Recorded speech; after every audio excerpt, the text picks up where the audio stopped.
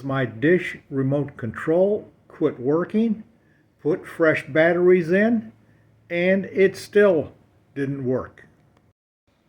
The problem was these contacts for the batteries was corroded, both ends.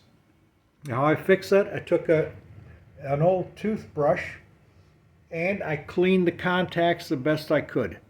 Then I took some silicone spray or WD-40, whatever you have, lightly sprayed it inside on the contacts.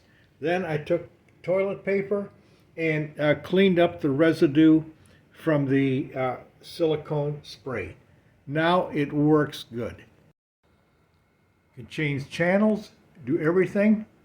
Just saved myself $27 from ordering a new remote control.